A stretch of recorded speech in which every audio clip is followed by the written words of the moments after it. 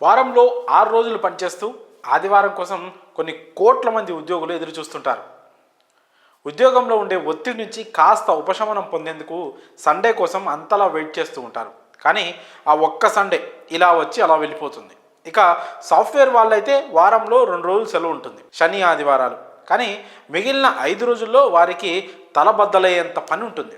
ఇలా వారంలో 1 రోజు 2 రోజులు సరిపోవు, కనీసం 3 రోజులు సెలవులు, 4 రోజులు పని దినాలు ఉండాలనే ప్రతిపాదన, డిమాండ్ ఎప్పటి నుంచో ఉంది. వారంలో 4 రోజులు పని అనే ఉద్యోగుల కళ సాకారమయ్యే క్షణాలు వచ్చేసాయి.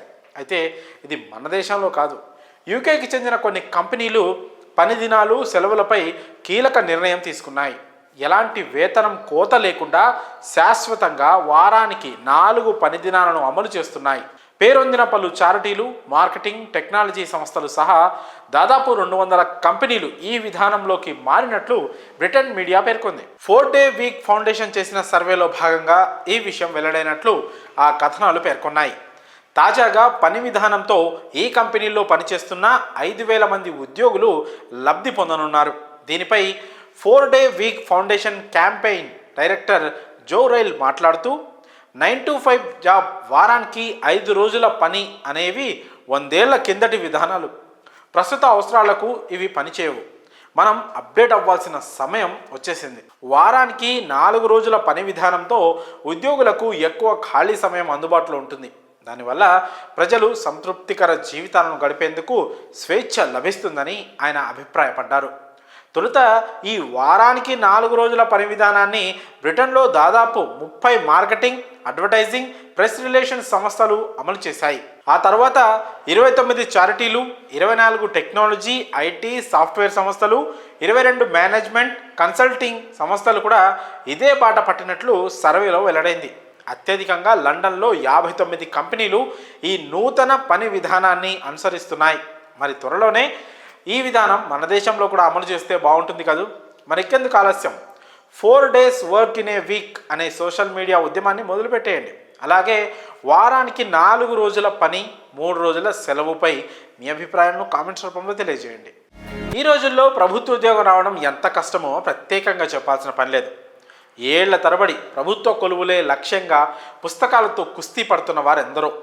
కొంతమంది పెళ్లి తర్వాత కూడా గవర్నమెంట్ జాబ్ సాధించాలనే పట్టుదలతో ఉంటారు.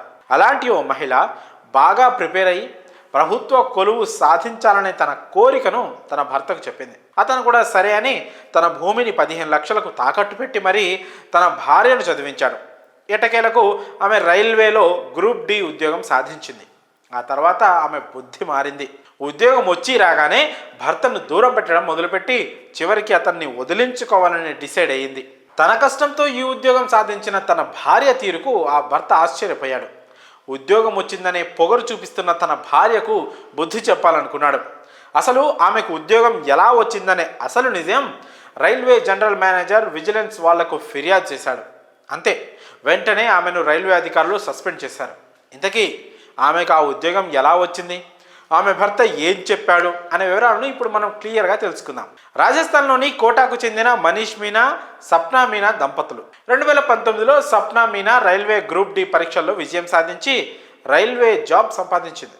అయితే ఆమె చదువు, ఉద్యోగ ప్రయత్నాల కోసం మనీష్ మీనా తన భూమిని తాకట్టు పెట్టి ఏకంగా 15 లక్షల అప్పు చేశాడు. ఎలాగో తన భార్యకు ఉద్యోగం వచ్చిన తర్వాత ఆ అప్పును తీర్చవచ్చులే అని అనుకున్నాడు. కానీ ఉద్యోగం వచ్చిన తర్వాత సప్న బుద్ధి మారింది. ఆమె భర్తను దూరం పెట్టసాగింది. దీంతో అసలు స్వప్నకు ఉద్యోగం ఎలా వచ్చిందనే విషయం భర్త మనీష్ బయటపెట్టేశాడు. తన భార్య సప్న ప్రాక్సీ అభ్యర్థి సాయంతో రైల్వే రిక్రూట్మెంట్ బోర్డు పరీక్షల్లో ఉత్తీర్ణత సాధించిందని ఆరోపించాడు. సవాయి మాధోపూర్కు చెందిన సప్న కోటాలోని డిఆర్ఎం కార్యాలయంలో విధులు నిర్వహిస్తున్నారని మనీష్ తెలిపారు. ఆమె చదువు కోసం తన భూమిని తనఖా పెట్టి 15 లక్షలు అప్పు తీసుకున్నట్లు, 2019లో గ్రూప్ డి పోస్టుల కోసం రైల్వే రిక్రూట్మెంట్ బోర్డ్ అజ్మీర్ పరీక్ష కోసం ఆన్లైన్లో దరఖాస్తు చేసిందని, సప్నా కోసం పరీక్ష రాయడానికి తన బంధువుల్లో ఒకరైన అభ్యర్థిని ఏర్పాటు చేసినట్లు మనీష్ పేర్కొన్నాడు. సప్నా ఎంపిక శిక్షణ కోసం 2023 ఏప్రిల్లో హర్యానాలోని సిర్సాకు వెళ్ళిందని, ఆ తర్వాత బిక్నీర్లో నియమించారని, ఆ తర్వాత కోటాకు బదిలీ చేశారని తెలిపాడు. కోటాలో పోస్టింగ్ పొందిన తర్వాత కూడా సప్న 2 నెలల క్రితమే తనను విడిచిపెట్టిందని చెప్పాడు. పరీక్షలో జరిగిన అవకతవకలపై Manish DRM, Bhimganj Mandi police station, west central railway general manager మరియు విజిలెన్స్కు ఫిర్యాదు చేశాడు. సప్నాను సస్పెండ్ చేసినప్పటికీ రైల్వే ఆమెను సర్వీస్ నుండి తొలగించాలని మనీష్ కోరుతున్నాడు. పరీక్షా సమయంలో ఉపయోగించిన వేలిముద్రలు, ఫోటోలు, ఇతర పత్రాలను కూడా తనిఖీ చేయాలని మనీష్ డిమాండ్ చేస్తున్నాడు. అయితే ఈ విషయం వెల్లడి కావడంతో సప్నాను సస్పెండ్ చేశామని, దీనిపై విచారణ జరుపుతున్నామని Kota division senior divisional commercial officer Saurabh Jain తెలిపారు. మరి ఉద్యోగం వచ్చిన తర్వాత భర్తను వదిలేసిన ఈ ఘటనపై మీ అభిప్రాయాలను కామెంట్స్ రూపంలో తెలియజేయండి. ప్రపంచానికి పెద్దన్న లాంటి అమెరికాను ఓ స్టార్టప్ కంపెనీ డీప్ సీక్ వణికిస్తోంది. చైనాకు చెందిన సరికొత్త ఆర్టిఫిషియల్ ఇంటెలిజెన్స్ స్టార్టప్ సంచలనాన్ని సృష్టిస్తోంది. చాలా తక్కువ ఖర్చుతో రూపొందిన ఈ ఏఐ మోడల్ ప్రస్తుతం అమెరికాకు చెందిన దిగ్గజ టెక్ కంపెనీలకే సవాలు విసురుతోంది. డీప్ సీక్ రాకతో చాట్ జీపీటీ ఒకప్పటి సంచలనంగా మారిపోయింది. ఓపెన్ ఏఐ చాట్ జీపీటీని రూపొందించగా ఆ తర్వాత గూగుల్, మెటా, అమెజాన్, మైక్రోసాఫ్ట్ వంటి చాలా సంస్థలు ఈ ఆర్టిఫిషియల్ ఇంటెలిజెన్స్లోకి ప్రవేశించాయి. అయితే చాలా కాలంగా అమెరికానే ఈ రంగంలో ఆధిపత్యం చలాయిస్తూ వస్తోంది. ఇక అమెరికాకు తిరుగులేదని భావిస్తున్న తరుణంలో ఒక్కసారిగా డీప్ సీక్ తెరపైకి వచ్చింది. చైనాకు చెందిన ఈ స్టార్టప్ టాక్ ఆఫ్ ది టౌన్గా మారడమే కాదు, అమెరికా టెక్ స్టాక్స్ను ఒక్క కుదిపేసింది. చైనా హంగ్జౌకు చెందిన ఏఐ రీసెర్చ్ సంస్థ డీప్ సీక్ 2023లో లియాంగ్ వెన్ఫెంగ్ దీన్ని ప్రారంభించారు.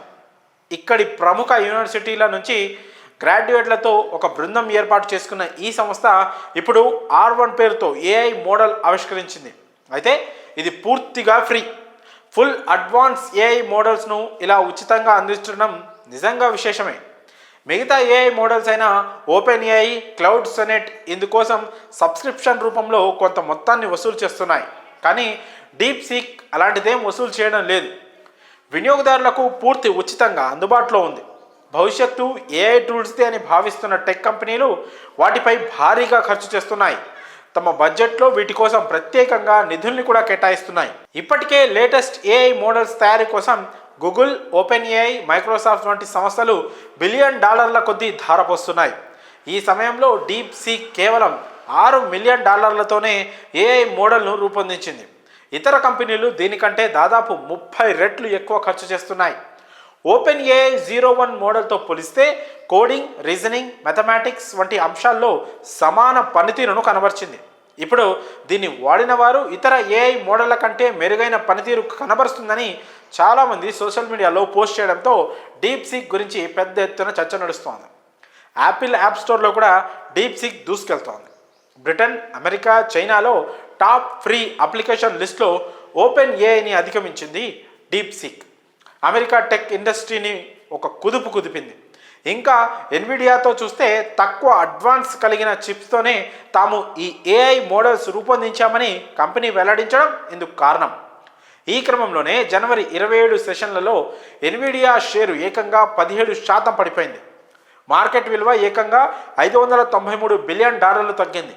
ఇది మన భారత కరెన్సీలో చూస్తే 51.32 లక్షల కోట్లు. అమెరికాకు చెందిన మరో చిప్ మేకర్ బ్రాడ్కామ్ ఇంక్ 17.40% తగ్గింది. చాట్ జీపీటీకి మద్దతిస్తున్న మైక్రోసాఫ్ట్ స్టాక్ 2% పైగా పడిపోయింది.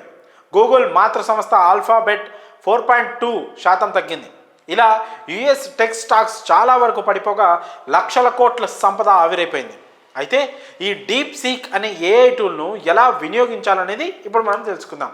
ముందుగా chat.deepseek.com వెబ్సైట్కు వెళ్ళి మెయిల్ ఐడితో లాగిన్ అయ్యి ఈ ఏఐ చాట్ బాట్ వినియోగించుకోవచ్చు.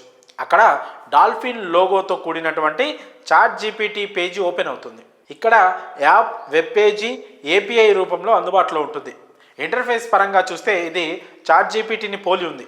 ఇక్కడ తెలుగులో కూడా మీరు చాట్ చేసే అవకాశం ఉంది. మరి చైనా నుంచి వచ్చిన ఈ సరికొత్త సంచలనంపై